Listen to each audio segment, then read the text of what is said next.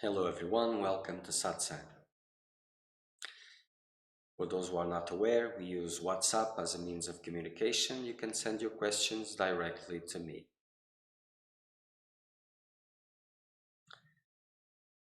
We still haven't solved our internet problems, so if a transmission fails, well, be patient because here it is a little bit difficult.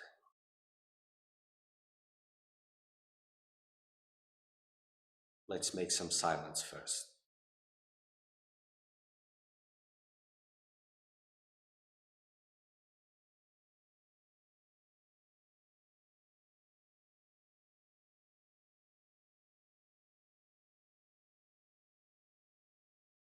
Whatever arises,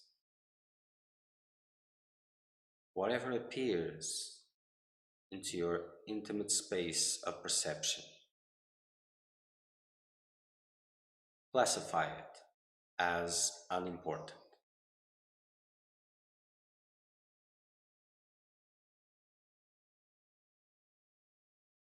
Preserve silence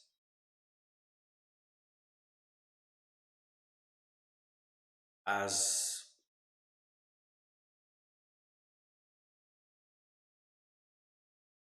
you can, in the best of your abilities.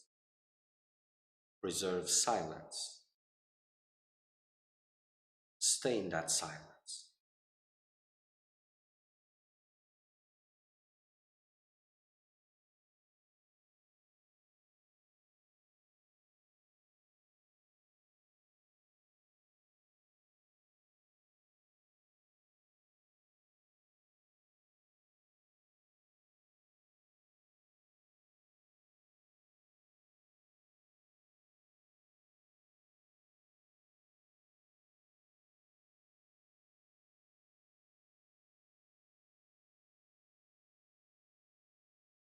You are there. You are freedom. Let the web of delusion dissolve.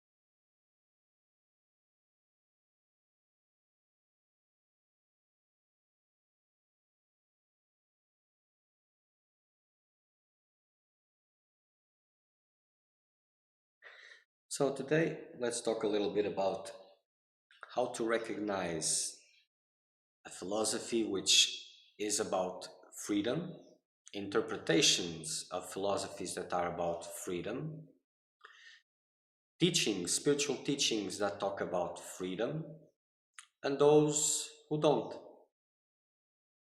Not all spiritual teachings talk about freedom. There's a lot of teachings that promote a more spiritual lifestyle based on spiritual teachings, on divine principles, but that doesn't necessarily mean that they talk about freedom, because there is a difference, a very clear difference between being free or being freedom, being happy or being happiness. And there's a huge difference in that.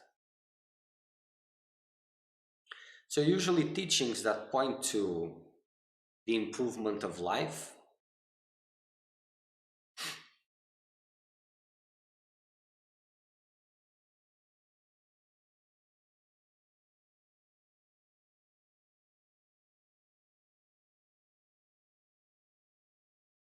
the improvement of relationships, all of these things, they are not about freedom.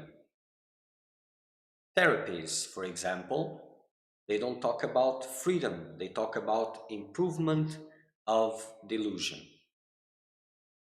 Because the need for these therapies arises when there is the crystal clear vision that you, or what you think you are, have become an obstacle to what you think you need. So the goals of this character, as this character is not being able to achieve them, acceptance, love, wealth, whatever, then there is a need to heal and to solve these problems of this character, to make him, to optimize this character so that he is able to achieve those desired goals.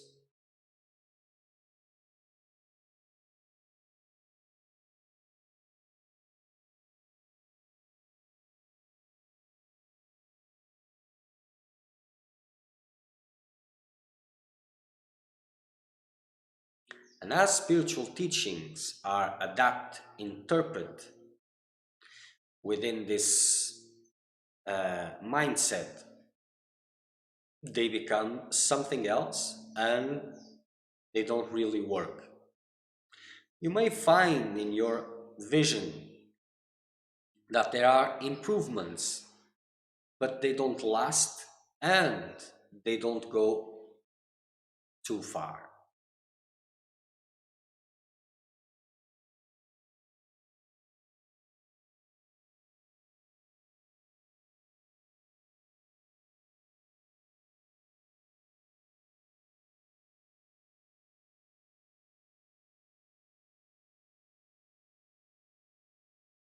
Interpretations of wisdom, of spiritual wisdom, for the improvement of life, making life more peaceful, more joyful, more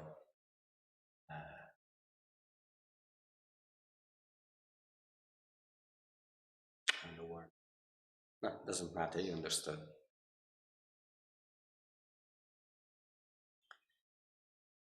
This cannot go far because the motivations, they do not allow that it can flourish. So these interpretations, they tend to establish some mental games with these concepts, and it is imagined that this will lead to some kind of improvement, of transformation of this character. And say sometimes it does, but not much. but sometimes it does. But there's only change in the appearance, but the delusion is the same, no change in that whatsoever. There's this idea that if the person is more, how do you say this, more agitated, more nervous, more aggressive, and all of that, on all of this, that this person is in more delusion. And if you look at someone that appears more peaceful, nice, and all of these things, that this person is more wise or evolved. But that doesn't mean anything, you see? There's not much of a difference, because if neither these ones know who they really are, they are at the same level of delusion. And for their spiritual quest, they will have different challenges. And for starters, even this character, which is more aggressive, nervous, agitated, this can give him some advantages also, because he will have more difficulties in establishing peace and getting all those things that the other it's getting more easily. So he will probably have more uh, will have more of a need to pursue the spiritual quest, and the other, as things become more nice, he may have more difficulties of letting go. So the way, the appearances, the way you are experiencing your life, it doesn't determine if you're more evolved or less evolved. It doesn't. And the level of illusion may be the same, because as you don't know really who you are by direct experience of yourself, then you know nothing. You may have a lot of concepts, you may have some very nice way of putting things, but you know nothing. By the other, opposing this, whatever comes that removes this character's actions,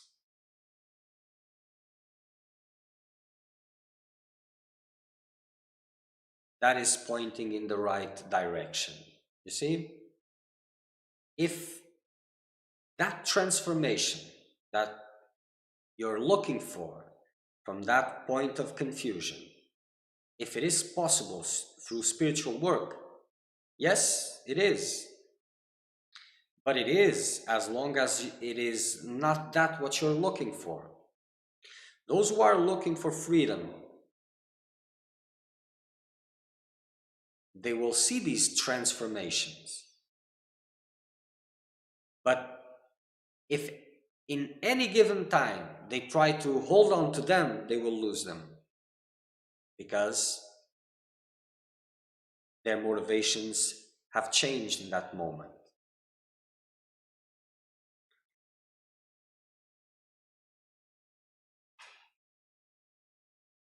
If you're trying to solve things at the mental level, if you're trying to solve things in your environment and circumstances, well, the same worldly goals are there, be sure of this. So as long as you see this important, this is giving you a feedback that these investments are still there, and this is opportunity for you to cut them. So if these interactions can give you something, is a feedback of how much more silence is needed, and not to achieve those worldly goals. But as long as these interactions and how they are happening and all of this, as long as these are still important to you, you need to address those goals, because they haven't changed. So this is the measure with the outside. Everybody wants to be nice and all of this to see the relationships flowing and all of that. And this can be observed as it is happening as a measure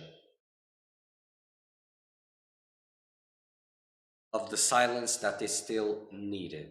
You see, because silence brings transformation, and silence goes much deeper because the transformation that it brings is dissolution of these, of the goals, the mundane, the worldly goals, the mistaken goals, because they can be spiritual and be mistaken, and the character that it is upholding them.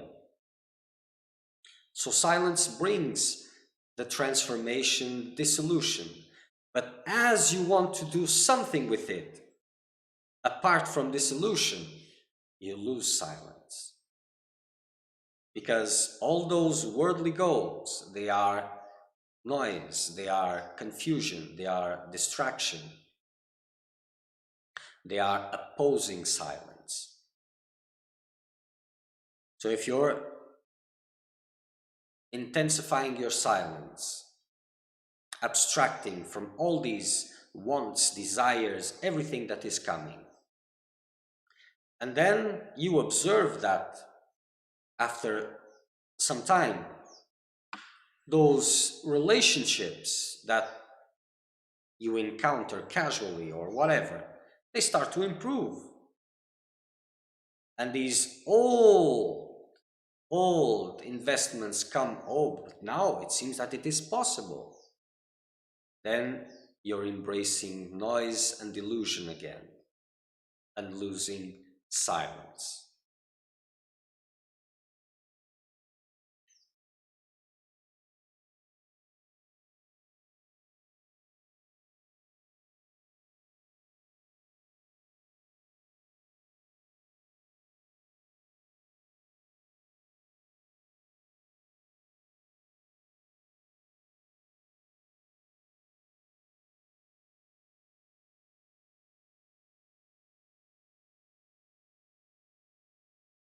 There's really nothing to solve,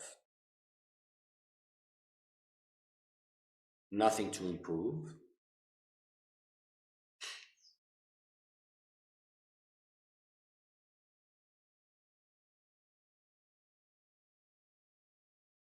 What has to be preserved is the sacred silence. That silence that arises from the abstraction of all investments, of all thoughts, of all wants. There is nothing to do, and what is left is silence. In that silence, the character for the lack of purpose, of utility, starts to dissolve. And with it, its goals, its everythings.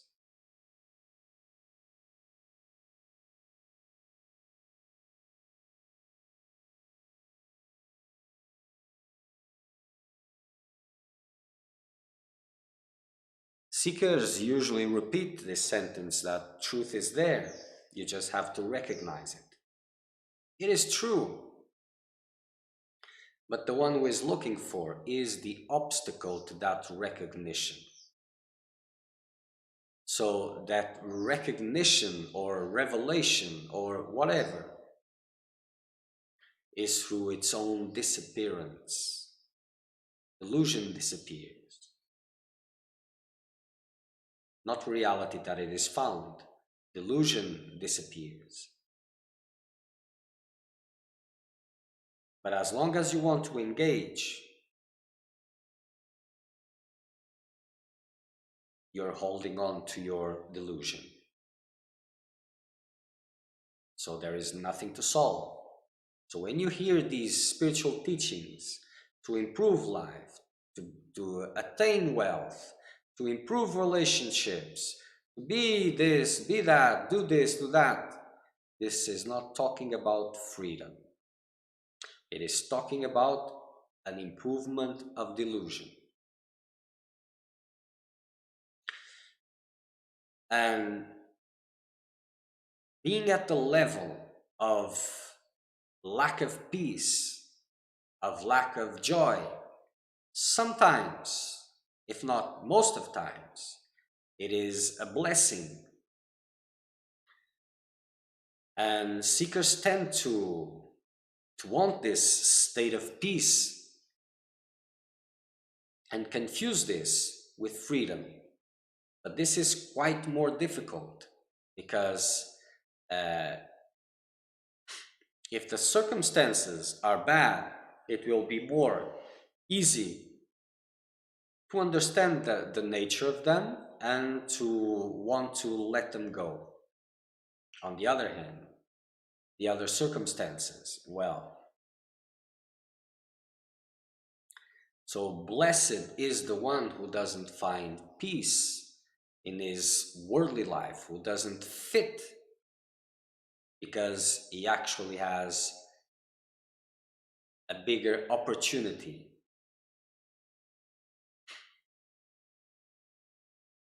And these frictions that come into the life of this one, they give